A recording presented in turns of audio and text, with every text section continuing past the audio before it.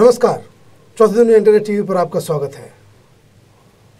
आज हम cash for vote के कुछ ऐसे पहलू के बारे में जानेंगे जो अब तक छुपा हुआ है। सुप्रीम कोर्ट के दबाव की वजह से दिल्ली पुलिस हरकत में आई। अब ये पता लगाया जा रहा है कि असली गुनहगार कौन है। अमर सिंह से बातचीत हो चुकी है, 2 और सांसदों से पूछताछ हो चुकी है, लेकिन अहम सवाल, क्या अमर सिंह ए राजा और कलमाड़ी की तरह जेल जाएंगे?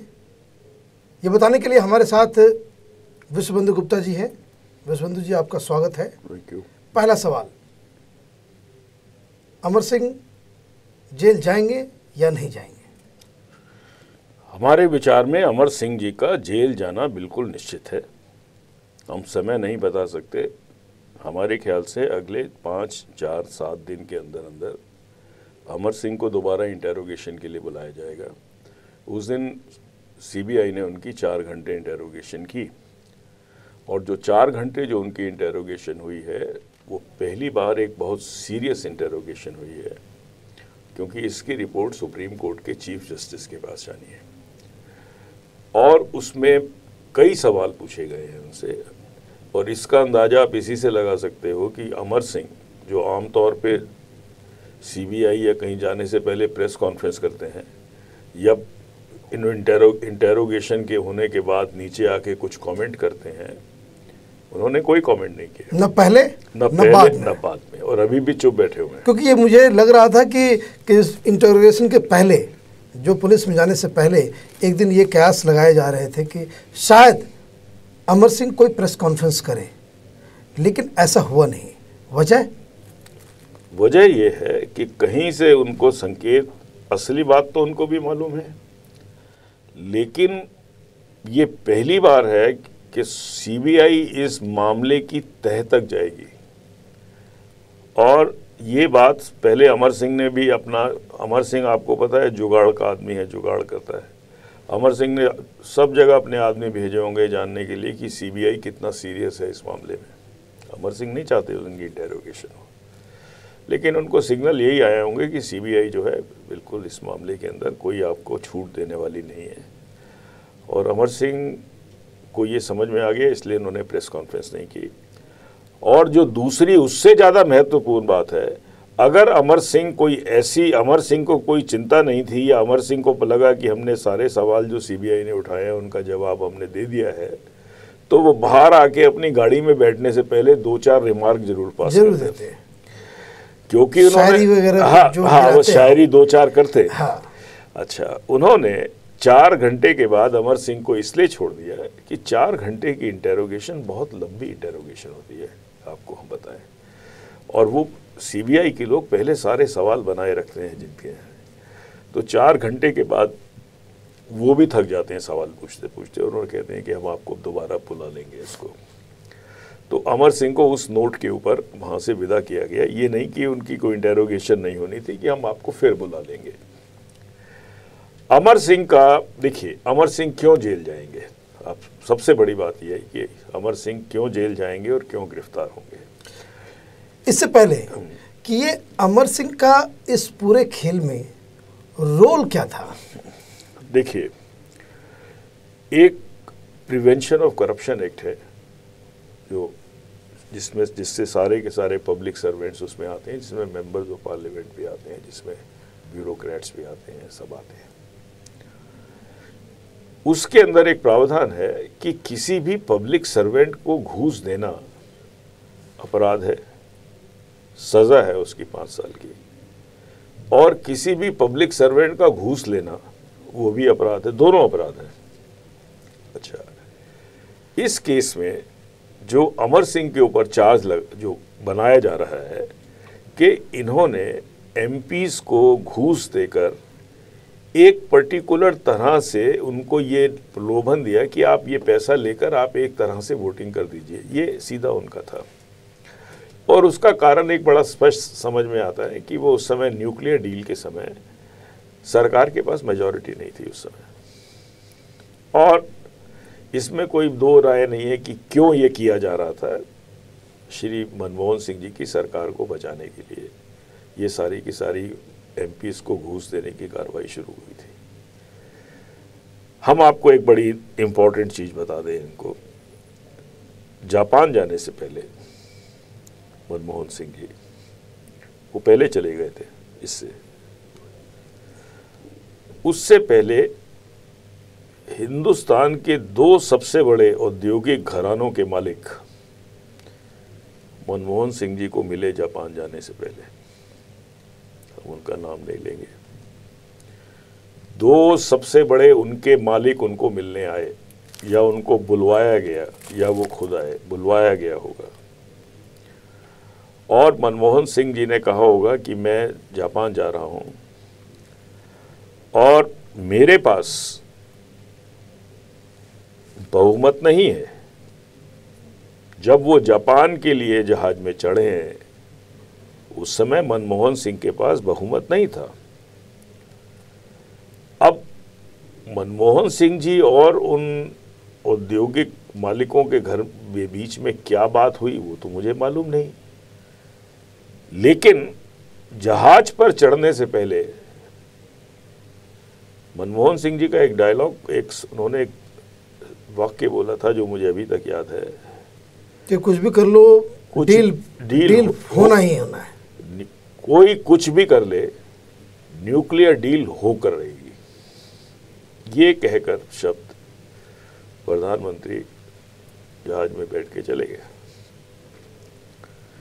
प्रधानमंत्री का ये विश्वास कि ये न्यूक्लियर डील होकर रहेगी, ये किस चीज पर आधारित था? जबकि माइनॉरिटी में थी, जबकि सरकार माइनॉरिटी में थी। सरकार माइनॉरिटी में बहुमत है नहीं, बहुमत है नहीं। और प्रधानमंत्री ये कॉन्फिडेंस से कह रहे हैं कि ये डील पास होकर रहेगी। और बोला भी जिस हिसाब से था, मैंने पहली बार मनमोहन सिंह जी को इतना असर्टिव वे में बोलते हुए देखा है। वो तो ऐसे बोलते हैं जैसे वो कोई मरा हुआ अधमरा व्यक्ति बोलता है। तो कहीं आपको कहने का मतलब ये तो नहीं कि अमर सिंह जो कर रहे थे वो सरकार को बचाने के लिए और सरकार के लोगों, कांग्रेस पार्टी के लोगों के इशारे पर ये काम कर रहे थे? वो तो था ही। इसके अलावा जो मैंने आपको एक चीज बोली है कि वो जो दो औद्योगिक घरानों के मालिक हैं, अमर सिंह बहुत छोटे आदमी हैं। अमर सिंह का कुछ जरा उनको टीवी पे ज़्यादा आते हैं तो लोग समझते हैं बहुत अमीर हैं। मैं नहीं समझता अमर सिंह के पास, मैं कुछ कह भी नहीं सकता, लेकिन वो उन लोगों में से नहीं है कि जो भारत की राजनीति को जेब में रख सकें। इतना उनका पैसे का स्टेचर नहीं है। ये जो दो बुलाए गए थे टॉप इंडस्ट्रियलिस्ट, हमको जो बताया गया है, सरदार जी ने कहा कि, और मैं ये अजम्पशन कर रहा हूं क्योंकि मैं उस कमरे में नहीं था, इन्होंने ये बोला कि जितने भी एमपी खरीदने पड़े, हम पैसा हम यहां पर छोड़ दिया है हमने दिल्ली के अंदर उनके जाने से पहले, और एक हमको जगह भी मालूम है जहां पर वो पैसा रखा गया। अब उस जगह का नाम नहीं लेंगे। हाँ, दिल्ली पुलिस अगर हमको बुलाती है विटनेस की तरह से, तो एक सरकारी बंगलो एक मिनिस्टर का उस पर्टिकुलर पैसे को जो छोड़ गए थे वो, क्योंकि मनमोहन सिंह को मालूम था पैसे बचेंगे, सरकार बचेगी, सांसद खरीद कर बचेगी, तो कितने सांसद चाहिए थे? 40 ज्यादा से ज्यादा। अब सांसद क्या मांगेगा ये तो मालूम नहीं, लेकिन एक पहली बार स्वतंत्र भारत के इतिहास में पहली बार एक वोट डालने के लिए, या एक अगर उसको निकाल भी दिया जाता विप डिफाई करने के लिए, एक रफली 25 करोड़ का रेट फिक्स हो गया था कि इतने भारत की संसद में कम से कम 30-40 सांसद ऐसे हैं, अगर आप उनको 25 करोड़ दे दो तो वो बिकने के लिए तैयार है। वो बिकने के लिए, वो अपना राजनीतिक कैरियर आगे खत्म, वैसे भी राजनीतिक कैरियर ज्यादा बचा नहीं है, क्योंकि आधे एमपी के लोग जो लड़ते हैं दोबारा इलेक्शन, लोग वो हार जाते हैं। तो 25 करोड़ की एक ऐसी निकाली गई जो सहमति शायद हुई होगी आपस में, दो कुछ ना कुछ तो हुआ, और कम से कम उन्होंने 50 एमपीज का मसाला, हमारे पास जो इन्फॉर्मेशन है 40 MPs का भी या 50 का भी ले लीजिए, तो 25 × 50 हो गया 1250 करोड़ कैश छोड़ उन्होंने। एक उसमें 3 आदमी थे, एक भारत सरकार के बहुत बड़े मंत्री हैं उस समय, एक वो इसको सुपरवाइज कर रहे थे, एक क्या बोले हमको बड़ा मुश्किल हो जाएगा, एक भारत के बहुत बड़े होने वाले नेता हैं वो भी वहाँ पर थे उस घर पर, और एक और व्यक्ति थे। इन 3 व्यक्तियों के पास वो पैसा छोड़ दिया गया। तो ये क्या पुलिस इस पैसे को ट्रेस कर पाएगी? क्योंकि जो 100 ट्रेस हो चुका है। अब हम आपको और बता रहे हैं ना, इसमें हो सकता है प्रधानमंत्री को कोर्ट में आके गवाही देनी पड़े, ये मामला वहां तक फैल चुका है, और 10 जनपद से भी आना पड़े। ये इस मामले को आप कम मत समझिए। अगर चीफ जस्टिस लगे रहे इस मामले के ऊपर तो हो सकता है ये मामले में ही सरकार गिर जाए। 2G तो बात की बात है, हम आपको कारण समझाते हैं। ये एस्टैब्लिश हो चुका है कि मनमोहन सिंह जी की जापान जाने से पहले पैसा यहाँ पर किसी संख्या में इकट्ठा होकर रखा गया था, और वो पैसा समझ लिया गया था कि काफ़ी है, और वो जो 2 उद्योगपति थे वो भारत में ही थे, वो कहीं जा नहीं रहे थे। वो बोले इतना तो हम छोड़ रहे हैं, और जितना ज़रूरत पड़े आपके पास पहुँचता जाएगा। ठीक है। तो सरदार जी अपना उसी तरह संजीवनी बूटी लेके जहाज पे ऐसे चढ़े जैसे हनुमान जी चढ़े थे उसको ढूंढने के लिए, तो वो तो चले गए। जाने के बाद अब शुरू हुआ काम MP खरीदने का, जिसमें एक ड्यूटी लगाई गई श्री अमर सिंह जी की। और भी लोग होंगे? और भी लोग थे। आपके मुताबिक पुलिस यहाँ तक पहुँच गई है कि पैसा कहाँ से आया? पुलिस जो है करीब 30-40%, 50% रास्ता कवर कर चुकी है, और 50% में ये हो सकता है इन दोनों इंडस्ट्रियलिस्टों को भी कस्टडी में लिया जाए। सवाल ये है कि जो बैंक अकाउंट्स में से जिसमें से अमर सिंह के पास पैसे आए, जो उसने भिजवाए वहां पर, वो पैसा जिन अकाउंटों से निकला है, जिन आदमियों को, वो दिल्ली पुलिस उनको आइडेंटिफाई कर चुकी है। जिन लोगों के, ये उन लोगों के अकाउंट डायरेक्ट नहीं है इंडस्ट्रियलिस्टों के, वो इंडस्ट्रियलिस्टों के लोगों के हैं। अब वो इंटेरोगेशन में लिए जाएंगे कि भाई ये तुम्हारे पास पैसा कहां से आया है, और तुमने दिए क्यों, और तुमने दिए क्यों, और कहां से आया और दिए क्यों। अगर दिए क्यों तो वो तब बोल सकता है जब वो पहले ये समझाए कि आया कहां से। अच्छा, जब आया कहां से तो दिए क्यों वो भी समझ में आता है। हाँ। और जब मैं ये बोल रहा हूं कि प्रधानमंत्री के 2 सबसे बड़े औद्योगिक घरानों के मालिकों से 4 घंटा बात हुई जापान जाने से पहले, मैं भारत के प्रधानमंत्री के ऊपर बहुत सीरियस इल्जाम लगा रहा हूं। वो क्या मीटिंग थी, वो किस बारे में बात हो रही थी जापान जाने से 1 दिन पहले, इससे आगे मैं कह नहीं सकता, क्योंकि एक लीगल एक्सियम है लॉ के अंदर, बहुत फेमस है, men lie but circumstances don't। इंसान झूठ बोल सकता है कोर्ट के अंदर, लेकिन सर्कमस्टांसेस, लेकिन जो हालात दिख रहे हैं वो कभी झूठ नहीं बोल सकते। वो क्या हालात थे कि इन दोनों भाइयों की, जिनकी आपस में बनती भी नहीं थी, वो एक साथ बैठे हुए थे, उनको इकट्ठा बुलाया गया, एक ही मीटिंग में बुलाया गया और आमने सामने कराया गया। सरकार गिर रही थी उस दिन, और उनको लगा कि किसी भी हद तक पैसा लगाना पड़े तो कम से कम इन दोनों भाइयों का मनमुटाव तो सामने ना आए, बात क्लियर हो जाए।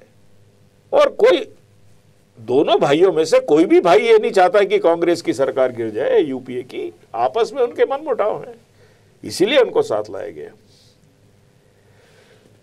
तो इन आदमियों की गिरफ्तारी होना पक्का है जिनके अकाउंट से। अभी आप देखेंगे इसका पहला इंडिकेशन जो सबसे इंपॉर्टेंट है मनीष जी, हम आपको बात बता दें, जब पुलिस किसी मामले में सीरियस होती है कि इसको लॉजिकल कंक्लूजन तक ले जाना है, तो हमेशा जुडिशियल कस्टडी लंबे टाइम के लिए मांगी जाती है। लंबे टाइम के लिए इसलिए मांगी जाती है कि और बहुतों को गिरफ्तार करके भी जेल भेजना है। अब क्या है, ये जो पैसा जिन आदमियों के अकाउंट से निकला है उससे गुत्थी निकलेगी, वो इंटेरोगेशन में होंगे पुलिस कस्टडी में, और जब इंटेरोगेशन होगी तो वो बोलेंगे कि साहब ये उसका पैसा है, मैं उसका आदमी हूं, उससे आया है। उसके बाद वो गिरफ्तार होगा।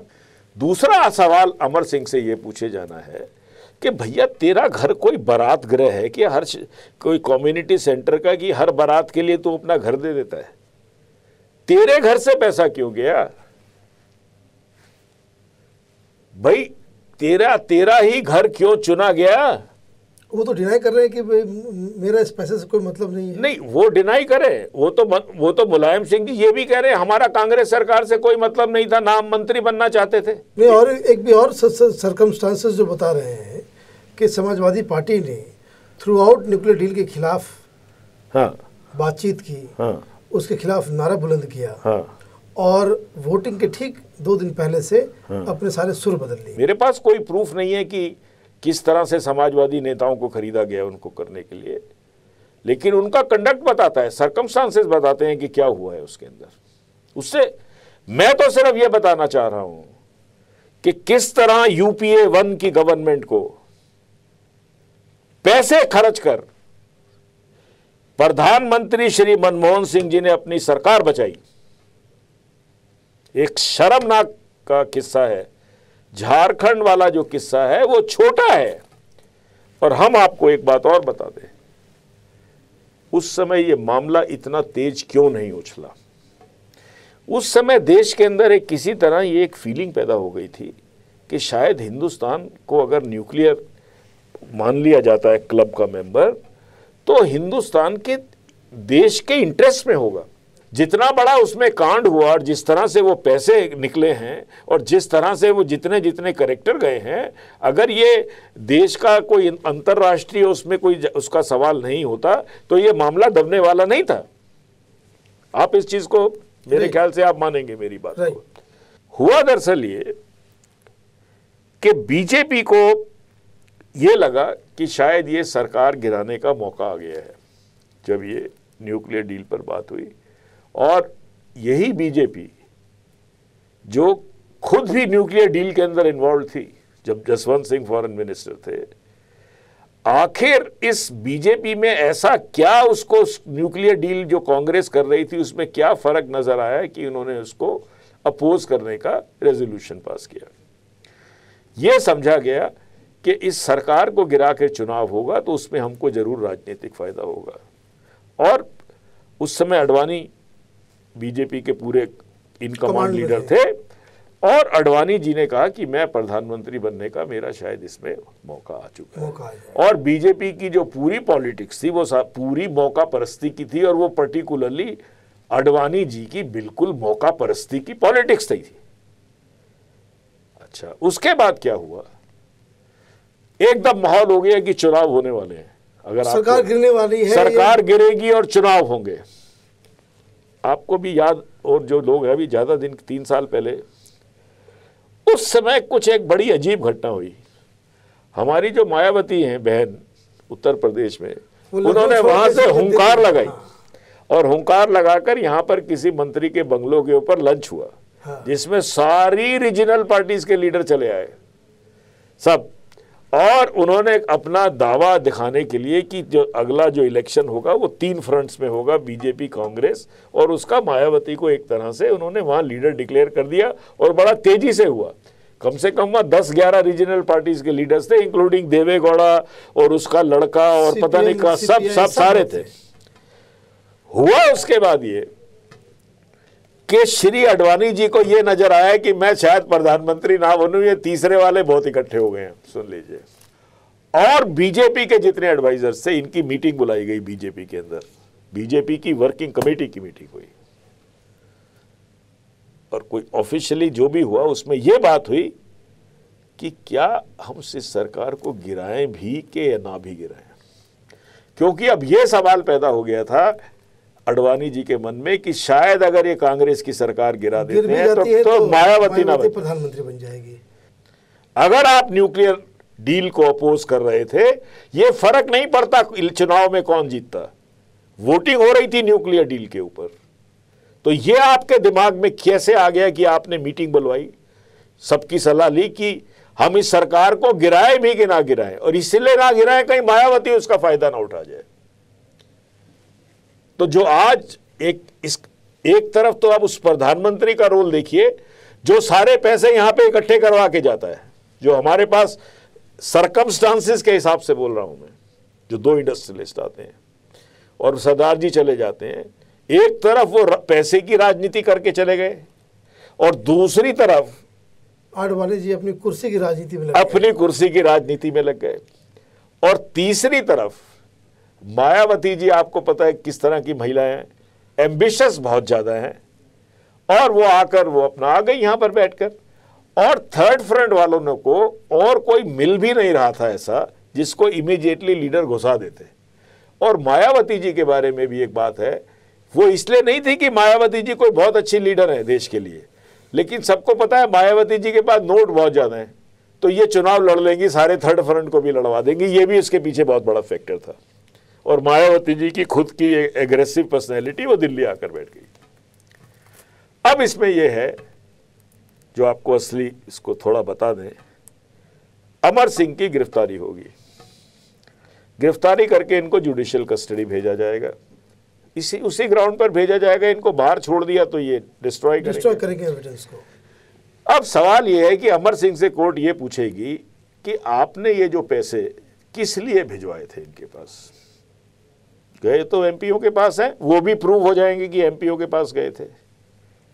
उसका तो पूरा स्टिंग ऑपरेशन है, पूरा स्टिंग ऑपरेशन भी है, कन्वर्सेशन भी है, साथ में टेलीफोन नंबर्स की वो भी है, पूरी डिटेल्स है। अच्छा, उनके पास सिर्फ एक ही ट्रम्प कार्ड है, वो कहेंगे हमारे पास 10 जनपद से फोन आया, किसका फोन आया मुझे नहीं पता, लेकिन अगर वो समझदार हैं और जो मैं उनको समझता हूं, मेरे मित्र भी हैं, वो कहेंगे अहमद पटेल जी का फोन आया और या सोनिया गांधी का आया, सुन लीजिए। जैसे वो राजा आजकल कोर्ट में बोल रहे हैं कि प्रधानमंत्री और ये सब थे हम इसमें डिसीजन में, आप अच्छा कोर्ट उसको मान भी सकती है, क्योंकि ये बात सत्य है, इसमें अमर सिंह का कोई पर्सनल इंटरेस्ट सर्व नहीं हो रहा था। बेनिफिशियरी इस पूरे ऑपरेशन का हाँ सरकार हाँ, कांग्रेस पार्टी थी, बेनिफिशियरी अमर सिंह नहीं है। हाँ, और ना ही वो इंडस्ट्रियलिस्ट हैं जो बेनिफिशियरी हैं, हाँ, जो सर्कमस्टांसेस बता रहे हैं। बिल्कुल, इसका मतलब है कि अमर सिंह किसी के बिहाफ पे काम कर रहे थे। हाँ, what you are saying that he must name those people on whose behalf he was doing all this hanky panky. क्योंकि क्राइम में एक बहुत जरूरी चीज होती है, मोटिव क्या था इसका। उनका अपना तो मोटिव तो कोई था नहीं, मोटिव तो सरकार को बचाना था, मोटिव था सोनिया गांधी जी को बचाना, प्रधानमंत्री को बनाना, तो उसी मोटिव, वही मोटिव है ना। ये मामला जाएगा हाई कोर्ट, सुप्रीम कोर्ट में, सुप्रीम कोर्ट का जज कहेगा कि क्या अमर सिंह को मनमोहन सिंह जी की इतनी चिंता थी कि उसने अपने पैसे निकालकर उसको बचाने की कोशिश की। क्या इस बारे के अंदर प्रधानमंत्री को वो कॉन्फिडेंस में नहीं लिया गया होगा, या प्रधानमंत्री से उनकी बात नहीं हुई होगी। ये प्रधानमंत्री ने पैसे ना दिए हो, लेकिन कोई व्यक्ति प्रधानमंत्री को बचाने के लिए अगर अपने पैसे इकट्ठे कर रहा है या किसी और जगह से ला के कर रहा है या कैसे भी कर रहा है, तो उससे आप प्रधानमंत्री को अलग नहीं रख सकते।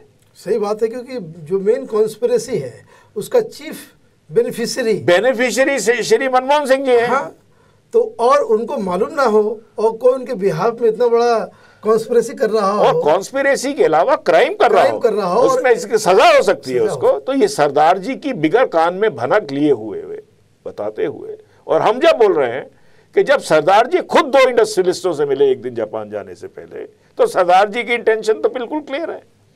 आप दोनों को जोड़ के देखिए ना, दोनों भाइयों को बुलाकर इकट्ठा बात हुआ। और सुनिए, हम उस मकान का नहीं बताएंगे किस मकान में पैसे रखे गए, वो मकान में 3 आदमी थे और एक उस समय का नेशनल सिक्योरिटी एडवाइजर था, ये भी सुन लिए 3 में। हम थोड़ा सा और बाकी हम 2 के नहीं बोलेंगे, उस समय जो अब हट गए हैं, जो पता नहीं कहां लगे हुए हैं। एक श्रीमान जी वो थे, ये कंट्रोल रूम था पैसे बांटने का, एक मंत्री के घर में, जहां पे कैश रखा गया था। Oh my God. पब्लिक इस केस में ज्यादा थोड़ा इसलिए इंटरेस्टेड है कि अमर सिंह रोज टीवी पर आते रहते हैं लोग। एक्चुअली अमर सिंह का बेचारे का आज उसका कोई वजूद नहीं है, वो तो जेल गया हुआ है। लेकिन मैं जो देख रहा हूं, उनके जेल जाने के साथ साथ और कितने सारे लोग जो इस कॉन्स्पिरेसी में जुड़े हुए थे, और कितने सारे और लोग जिनका रोल क्लियर नहीं हुआ, और ये जितने भी अहमद पटेल वगैरह जिनसे उसकी बात हो रही थी, जो छोड़ दिए थे दिल्ली पुलिस ने, वो तो 3 साल से केस बंद किए हुए बैठी थी। ये आप समझ लीजिए इस केस के अंदर कम से कम 8, 9, 11, 13 व्यक्तियों की गिरफ्तारियां हो सकती हैं। मैं एक बात और आपसे जानना चाह रहा था, आखिरी सवाल इस मसले के ऊपर, कि जब से ये फिर से ये प्रकरण चालू हुआ है, लोगों की गिरफ्तारियां हुई हैं, और बड़े बड़े लोगों को जांच के लिए, पूछताछ के लिए बुलाया जा रहा है, मीडिया का रोल, खास करके अंग्रेजी मीडिया का रोल मैं देख रहा हूँ, एक उस तरीके का रोल आ रहा है कि उस तरह की स्टोरीज, उस तरह की रिपोर्ट्स और उस तरीके के बहस को बढ़ावा दिया जा रहा है, जिससे इस पूरे मसले के ऊपर प्रकाश पड़ने के बजाय उसको बाकायदा भ्रमित करने की कोशिश, उसको जो है अंडर द कारपेट कि भाई जिन्होंने स्टिंग ऑपरेशन किया वो भी गलत हैं, जिन्होंने पैसा दिया वो भी गलत है, कांग्रेस भी गलत है, बीजेपी भी गलत है, सब लोग गलत हैं, सही कोई है ही नहीं। मैं आपको बता नहीं सकता कितना कितना अर्नब गोस्वामी का कल एक मैं ट्वीट पढ़ रहा था, मैं उसका नाम इसलिए ले रहा हूँ, अभी मैं सवेरे लिख के आया हूँ। वो अपने पेज पर लिखते हैं, for removing corruption in India the role of political process and political activities is not important. सुनिए, मैं oh my God, हाँ मैं आपको भेज दूंगा कल। ये श्री अर्नब गोस्वामी जो इस समय हिंदुस्तान का 9 बजे का काफी पॉपुलर चला रहे हैं, वो कहता है it is not important to have any political activity और any political process for remove और changes in the political process for removing corruption, but what we must first know or try to understand how does corruption arise। एक ये anchor है हिंदुस्तान के number 1 programme का, जिस देश का एक टीवी एंकर को ये कह रहा है कि कोई पॉलिटिकल प्रोसेस में चेंज की जरूरत नहीं है और कोई पॉलिटिकल एक्टिविटी करने की जरूरत नहीं है करप्शन के लिए, ये सब बकवास है। सिर्फ हमको पहले तो ये समझना चाहिए कि ये करप्शन होती क्यों है, क्या है इसमें। इनका ये दूसरी क्लास है, ये वही अंग्रेजों वाली क्लास है, पैसा मिल जाए और एक अपना ये अंग्रेजी फाँ फूँ कर कुरा के, और एक पीछे फॉरेन बैकर्स हैं, एक के केस में CNN है, एक के केस में कोई और है, वो इस देश को कर रहे हैं, और तीसरे इनके जो मालिक हैं, इंडियन मालिक हैं, उनका कुछ आप बिजनेस इंटरेस्ट है। इस देश में हमारी सबकी दुख बढ़ाने के अंदर, सरकार से लड़ने में इनका भी हाथ है। तो मीडिया रिफॉर्म्स हमको हर हालत में, जैसे ही व्यवस्था चेंज होती है, लाने पड़ेंगे, ताकि इस तरह के जो गंदे लोग या इनकॉम्पिटेंट लोग इसके अंदर आ गए उनको हम हटा सकें। Thank you.